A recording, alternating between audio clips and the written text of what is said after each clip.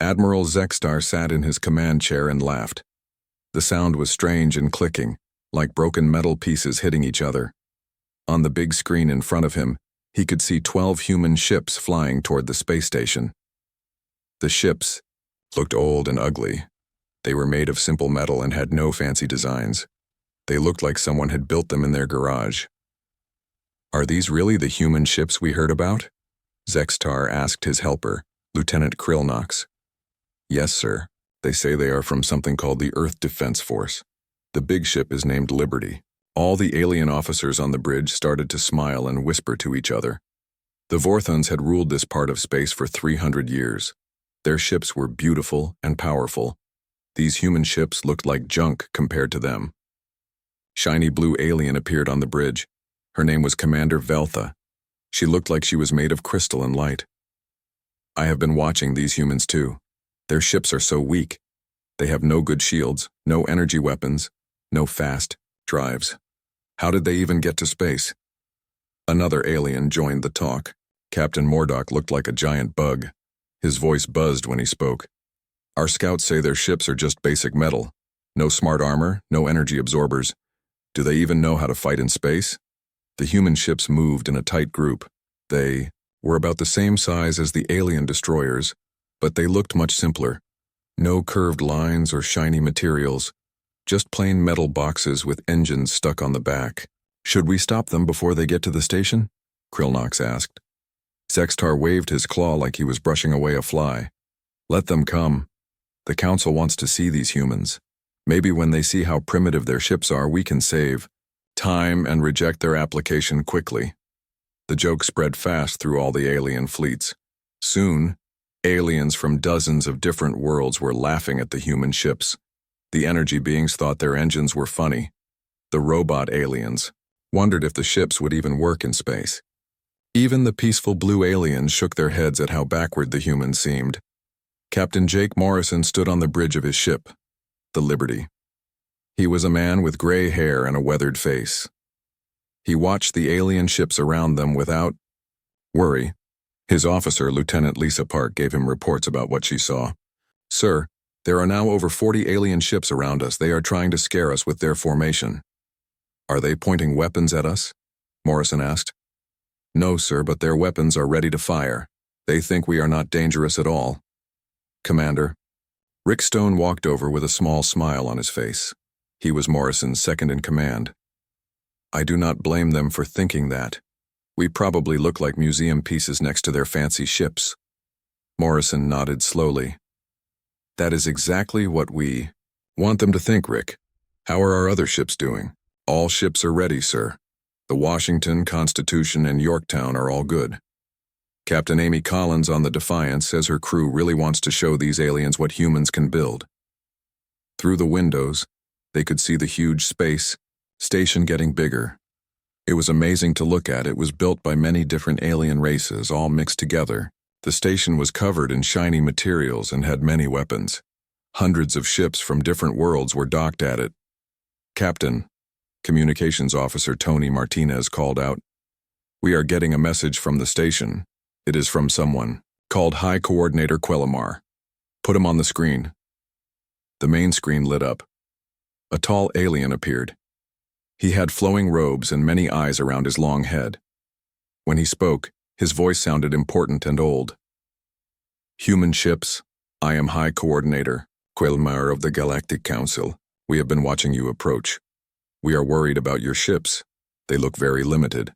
Our scans show your technology is not good enough for Council membership." Morrison stepped forward. His face showed no emotion. "High Coordinator, thank you for your concern. But I think you will find that Earth has more to offer than you might think from looking at our ships." Quellamar's expression changed slightly. He looked down on the humans like they were children. "Captain Morrison, right? We looked at the information your people sent us. You have interesting biology, but your technology is hundreds of years behind ours. Your ships look like they use old chemical engines and basic metal. Things are not always what they seem, Coordinator. That may be true sometimes, but our sensors are very good. We will be polite during your visit, but I must tell you that your people probably will not be accepted into the Council. Morrison stayed calm. Inside, he was thinking about what would happen next. The aliens had no idea what human ships could really do. They saw simple metal and old-looking designs. They did not see the hidden technology inside. They did not know about the weapons that looked like cargo boxes. They did not know about the engines that could bend space itself. "We understand your position, Coordinator," Morrison said. "We hope to change your mind during our visit." Back on the alien ships, the laughter continued. Admiral Zextar showed the human ships to other commanders. They all agreed the humans were too primitive for the Council. Some aliens even felt sorry for them. "Look at those poor ships," said one alien captain. "They probably took years to get here with those slow engines. I wonder if they even have artificial gravity," laughed another. "Their weapons probably shoot metal bullets like ancient times," added a third. The alien officers had no idea they were looking at the most advanced military force ever created by any species in the galaxy. The humans had spent 200 years preparing for this moment. Every ship looked simple on the outside but contained technology that would shock the entire galaxy. Morrison looked at his crew. They were all calm and ready. They had trained for this day their whole lives. Lieutenant Park checked her instruments one more time. Commander Stone reviewed the battle plans. Officer Martinez listened to the alien communications and smiled at their jokes. "Sir," Park said quietly, "all ships report ready for Protocol 7. Morrison nodded. "Good. Tell all captains to maintain normal appearance until I give the signal." The human ships continued their slow, steady approach to the station. To the aliens, they looked like metal boxes with simple engines. But hidden inside each ship were weapons and defenses that could destroy entire fleets. The humans had learned long ago that the best way to win a fight was to let the enemy think you were weak. Soon, the aliens would learn that lesson too. The 12 human ships moved closer to the massive space station. Around them, dozens of alien warships watched and waited. The aliens thought they were looking at primitive vessels that posed no threat. They had no idea they were about to witness the most shocking military demonstration in galactic history. Captain Morrison looked out at the alien fleets one more time. In a few hours, everything would change. The galaxy would never underestimate humanity again. The human ships slowly moved into the space station's docking area. The aliens put them in a section used for small trading ships and unimportant visitors. This area was far away from where the powerful alien fleets parked their ships. It was clear the aliens did not think humans were important. Captain Morrison and his officers walked through the station halls. Many different aliens stopped and stared at them. The humans wore simple uniforms that looked plain compared to the fancy clothes the alien diplomats wore. But the humans walked with confidence, like they belonged there. The main meeting room was huge and round like a ball. Aliens from hundreds of different worlds could sit anywhere on the walls or ceiling because of artificial gravity. Morrison had never seen anything like it. The room could hold thousands of beings at once.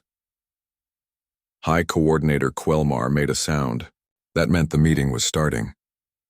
"We welcome the people from planet Earth. Captain Morrison, please tell us why your species wants to join the Galactic Council." Morrison stood up. His voice was clear and strong. "Honored representatives, humans do not come here to beg for membership. We come to offer partnership. We believe different ideas make any group stronger. We have things to give that you might not expect." Admiral Zextar interrupted from where the military advisors sat. "Captain, with respect, we think your species would be better as a protected people until your technology gets better. Your ships are simple and cannot defend Council space properly." Many aliens in the room nodded and agreed. A female alien who looked like she was made of energy spoke next. Her name was Representative Thisara. "We studied your technology. You are about 400 years behind us. Your ships have no quantum shields, no dimensional weapons, no energy converters." Commander Stone leaned close to Morrison and whispered, "Sir, should we tell them they are wrong?" Morrison shook his head a little. "Not yet, Rick. Let them keep talking." The bug-like Captain Mordock buzzed when he spoke. "Human ships are made, with old metalworking and basic fusion power. They might work to defend one planet, but they cannot protect Council space from real threats. Morrison stayed calm. Thank you for being honest with us. But we think fighting in space needs more than just fancy technology. Human military thinking focuses on being smart, using what you have well and finding new ways to make weak things strong. The crystal alien commander Veltha sparkled like she thought this was funny. Captain, new ideas need good technology to work. Your ships show you do not understand modern space combat. Maybe, Morrison said, but human history shows that thinking differently can beat better technology. We would be happy to show you what we can do if the Council wants to see. The room became very quiet. Many aliens looked at each other with the same thought. What could these primitive humans possibly show us that would be impressive? High Coordinator Quellamar spoke carefully. Captain, we like your confidence, but we must keep this station and everyone on it safe. Any demonstration would have to be very controlled. Of course, Coordinator, we would not want to hurt anyone by accident. Admiral Zextar made his clicking laugh sound. Captain, I mean no insult, but our defenses can stop attacks from the strongest military forces in the galaxy. I do not think your ships could threaten this station's security. Lieutenant Park was listening to radio signals from the Liberty. She spoke quietly into Morrison's earpiece. Captain, the alien fleets are moving into new positions. It looks like they want to show us something too. Morrison nodded slightly. Understood, keep our ships ready.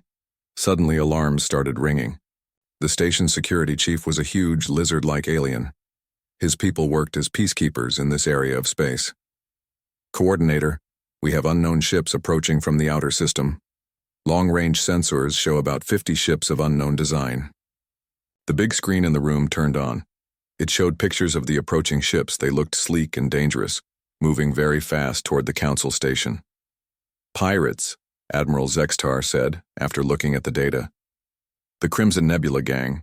They have been attacking colonies in the outer systems for months. Commander Veltha's crystal body got brighter, ready for battle. My fleet can stop them before they get here. These raiders usually run away when they face stronger ships. No, the security chief said. These readings show they have much better weapons than before. They have upgraded their technology a lot. Hi. Coordinator Quellamar looked at Morrison. Captain Morrison, we may have to delay your presentation. Station security comes first. Morrison stood up calmly. Coordinator, may I suggest something different? This gives us a perfect chance for that demonstration we talked about. My fleet is ready to help defend the station. The silence that followed was complete. You could have heard a pin drop. Admiral Zextar finally spoke, trying to control his voice. Captain, we thank you for the offer, but this is a serious military situation. These raiders have destroyed entire space platforms before. That makes it even more important to use every ship we have, Morrison replied. We did not come here unprepared for the dangers of galactic politics. The aliens looked at each other in disbelief. The humans with their primitive ships wanted to fight alongside the most advanced military forces in the galaxy. Some aliens thought it was brave. Others thought it was foolish. Morrison looked at his officers. They were all calm and ready. They had trained their whole lives for this moment. In their earpieces, they could hear reports from their ships. All weapons were ready. All systems were charged. The aliens had no idea what was about to happen. If the Council agrees, Morrison said, we would like to take point position in the defense. Admiral Zextar's mandibles clicked in shock. Point position? Captain, that means you would face the enemy first. Your ships would take the heaviest fire. Morrison smiled slightly. Admiral, humans have a saying, lead from the front. We would not ask others to take risks we are not willing to take ourselves. The pirates were getting closer. Soon the aliens would see what human ships could really do. Morrison looked forward to the expressions on their faces when 12 primitive ships showed them the true meaning of human engineering. The greatest military demonstration in galactic history was about to begin. The big screen in the council chamber showed the pirate fleet clearly. 50 ships, each one covered with weapons and shields that had been upgraded far beyond their original design. Intelligence reports said the Crimson Nebula had gotten advanced technology from somewhere, making them much more dangerous than normal pirates. Admiral Zextar gave orders to defend the station from his position in the chamber. His commands went out to all the alien fleet groups around the station. Vorthon Battle Group Alpha, move to Grid 77. Zephyrian Energy Squadrons, take fire support positions. Hive Collective, prepare for boarding defense. The alien fleets moved like they had practiced this many times. Their advanced ships took the best positions to fight the incoming threat. Energy shields turned on, quantum weapons charged up, and dimensional drive systems got ready for combat moves. Captain Morrison watched the alien ships move with professional interest, then he turned on his communicator. Liberty to all EDF vessels. Take combat formation Delta 7, prepare for battle. Commander Stone raised his eyebrow. Delta 7, sir, against these numbers. Trust the plan, Rick. Lisa, signal the fleet. Execute Protocol 7 on my command. Lieutenant Park's fingers moved quickly over her control panel. All ships report ready, Captain. The Gettysburg and the Antietam are especially excited to show off their new modifications. On the main tactical screen, the human ships began to move. Instead of taking defensive positions around the station like the alien fleets, they flew directly toward the approaching pirates. Their formation was tight and purposeful. What are they doing? Commander Veltha's crystal form flickered with confusion. They are moving to attack at maximum range. Their weapons will not work at that distance. Admiral Zextar studied the display with growing worry. Captain Morrison, we recommend you fall back to defensive positions. Your ships are flying into a kill zone. Morrison's voice came back calm and steady. Understood, Admiral. We will handle our approach our way. The first pirate ships came close enough for long-range sensors to detect the human fleet. They immediately began evasive moves. Their upgraded systems had spotted the approaching EDF vessels and marked them as small threats based on energy readings and apparent technology level. That assessment lasted exactly 37 seconds. The EDF Liberty fired, first but not with any weapon the aliens recognized. Instead of energy beams or bullet volleys, the ship launched what looked like simple metal objects, each about the size of a shuttle. Kinetic projectiles? Captain Mordock buzzed with confusion. At this range, the physics do not work for primitive, ballistic weapons. The objects traveled through space at what first looked like normal speeds. The pirate ships ignored them completely, focusing instead on getting close enough to use their weapons. Then the objects began to speed up. And speed up and speed up. Impossible. Commander Veltha whispered, her form getting brighter with shock. Those projectiles are approaching significant fractions of light speed. How are they staying in one piece? Each projectile hit its target with the force of a small nuclear bomb, but without the radiation. The kinetic energy release was pure and devastating, punching through advanced shield systems like they were not there. Where pirate ships had been moments before, only expanding clouds of debris remained, but that was just the opening attack. The EDF Washington opened its cargo bays and released what looked like a swarm of insects. Thousands of tiny objects spread out from the ship, each one following its own path toward different pirate vessels. Drone swarms, Admiral Zextar breathed, but the power needed for independent operation at that scale should be impossible with their technology level. The drones were indeed impossible by normal understanding. Each one was no larger than a human fist, but they moved with purpose and intelligence. They changed their approach paths in real time to avoid defensive fire. When they reached their targets, they did not explode. Instead, they attached themselves to hull sections and began to do something that broke several known laws of physics. The pirate ships simply began to fall apart.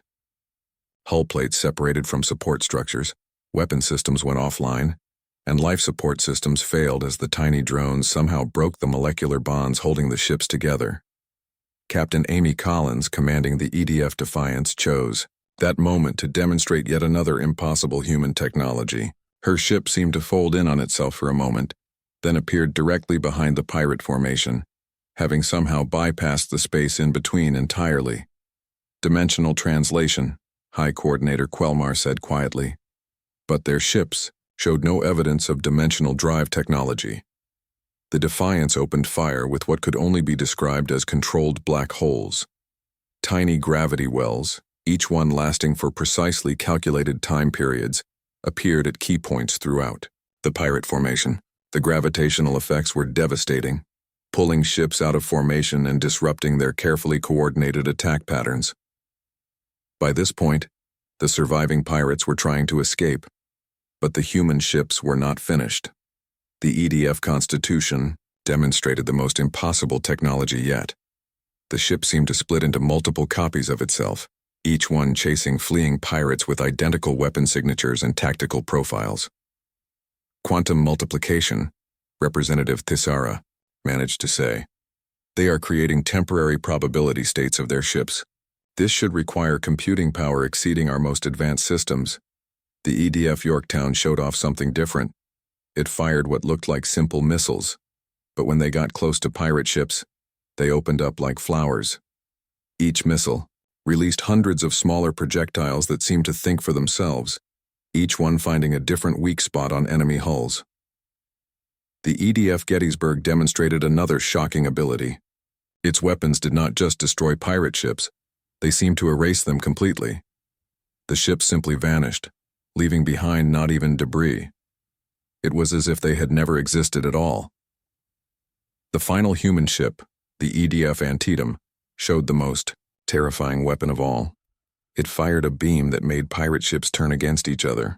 The beam somehow took control of enemy systems, turning their own weapons against their allies. In less than 15 minutes, the entire pirate fleet had been destroyed or scattered. 50 ships, enhanced with stolen advanced technology, had been systematically dismantled by 12 human vessels that had initially been dismissed as primitive and harmless. The council chamber was absolutely silent. Captain Morrison's voice came through the communication system, still calm and professional. Station Control, this is EDF Liberty. Threat neutralized. No human casualties, requesting permission to resume standard formation around the station. High Coordinator Quelmar found his voice first. Permission? Granted, Captain. Please report to the council chamber at your earliest convenience. On our way, Coordinator. In the chamber, aliens from hundreds of worlds sat in stunned silence. Everything they thought they knew about technology, about warfare, about what was possible in the universe, had just been shattered by 12 ships that looked like they were built in someone's garage. The age of underestimating humans was over. The council chamber had been completely rearranged by the time Captain Morrison and his officers returned. Instead of the formal diplomatic seating, the space was now set up for what could only be called an emergency meeting. Representatives from every major galactic power were present, many of them having arrived through quantum communication from their home worlds.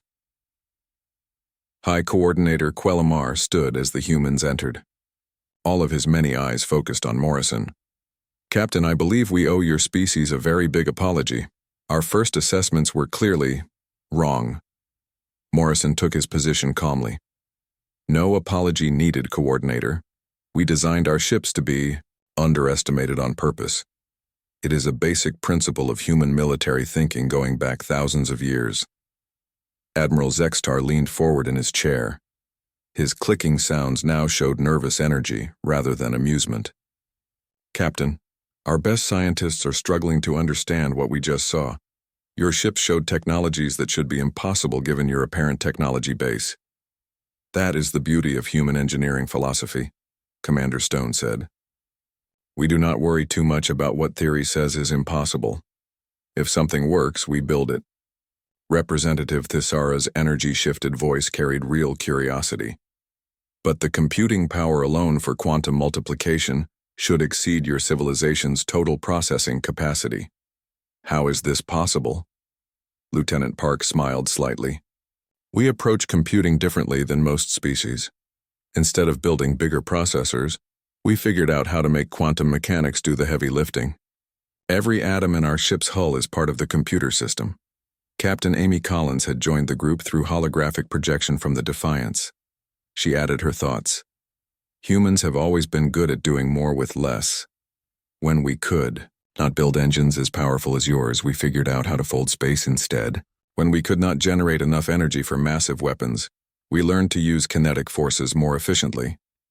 Commander Veltha's crystal form flickered with something like respect. Your weapons technology. Those kinetic projectiles should have been torn apart by their own acceleration forces. Molecular binding fields, Morrison explained. We discovered that you can keep things together at extreme speeds by controlling the electromagnetic forces between atoms. It is actually more efficient than trying to generate exotic energy weapons. The chamber buzzed with quiet conversations as the implications sank in. Captain Mordok of the Hive Collective spoke for many when he said, "Your species has developed solutions to problems we did not even know existed. How long have you been preparing for galactic contact?" Morrison thought about the question carefully. "About 200 years, give or take. We have been listening to galactic communications since we developed radio technology. We have had a pretty good idea of what we would be facing out here." 200 years of preparation, High Coordinator Quelmar repeated slowly. "Your entire technological development has been focused on eventual contact with galactic civilization." "Not contact," Commander Stone corrected. "Partnership. We never intended to be junior members of an existing power structure. We came here to contribute as equals."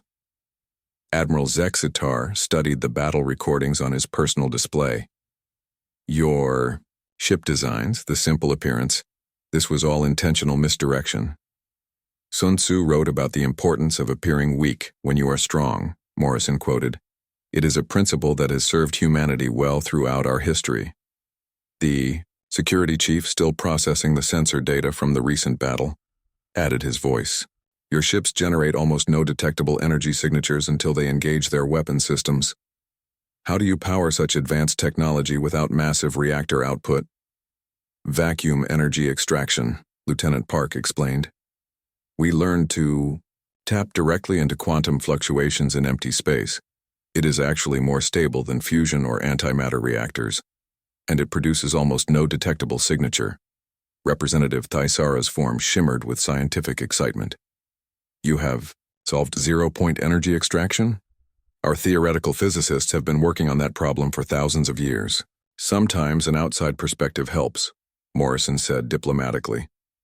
"We approach the problem from a different angle than most species. Instead of trying to force the universe to give us energy, we learned to ask nicely." The implications were staggering. A species that could extract unlimited energy from vacuum fluctuations, manipulate matter at the molecular level, and fold spacetime for instant travel was not just technologically advanced. They represented an entirely new way of thinking about galactic civilization. High Coordinator Quelmar stood formally. "Captain Morrison, on behalf of the Galactic Council, I would like to extend a formal invitation for humanity to join our organization as a full member species.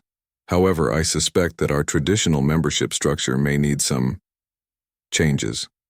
Morrison nodded thoughtfully. "We would be honored to join, Coordinator, but you are right about the structure needing changes. We are not interested in being just another member species. We would prefer to help establish a new model for galactic cooperation, one based on mutual respect and shared innovation, rather than who has the biggest guns." The chamber fell silent as the representatives thought about this proposal. Admiral Zexitar was the first to speak. "You are suggesting a complete reorganization of galactic politics.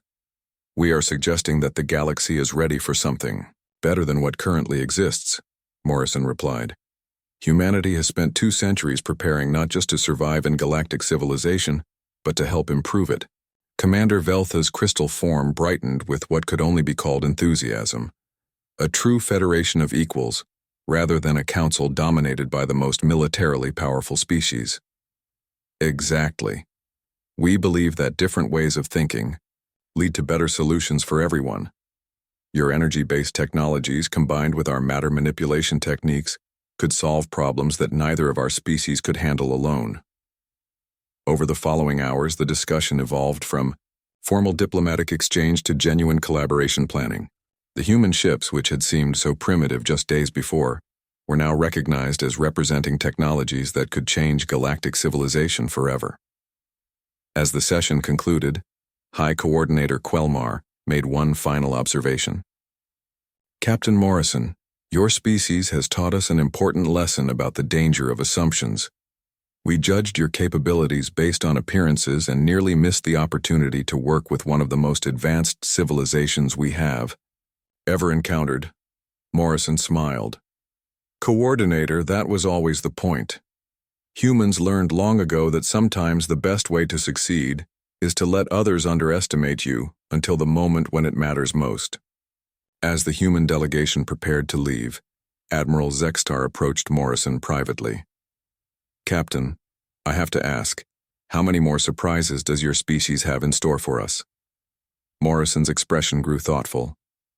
"Admiral, what you saw today was just our military technology. We have not even started talking about our civilian innovations yet." The Admiral's clicking sounds showed genuine nervous anticipation rather than amusement. In the docking bay, as the human crews prepared to return to their ships, the conversations continued. Lieutenant Park remarked to Commander Stone, "I think that went well. They seem properly impressed." Stone grinned. "Wait until they find out about the backup fleet we left in Earth orbit. 12 ships was just the diplomatic escort." Captain Collins, preparing to board her shuttle back to the Defiance, added her own thoughts. "The real fun starts when we introduce them to human creativity applied to peaceful purposes. Military technology is just the beginning." As the human ships departed the Council Station, they left behind a galaxy that was fundamentally changed. The assumptions that had governed interstellar politics for thousands of years had been shattered by 12 vessels that looked like antiques, but fought like gods of technological destruction. In the weeks that followed, delegations from dozens of species would make the journey to Earth, eager to learn from the humans who had hidden such incredible capabilities behind such simple appearances. The Galactic Council would undergo the restructuring Morrison had suggested, evolving into something more collaborative and dynamic than it had ever been before. And somewhere in the outer rim, other species that had been monitoring galactic communications began to reconsider their own assumptions about human capabilities. The message was clear. In a galaxy full of advanced civilizations, the species that looked the least impressive might just be the most dangerous of all. The age of human underestimation was over. The age of human partnership with the galaxy had begun.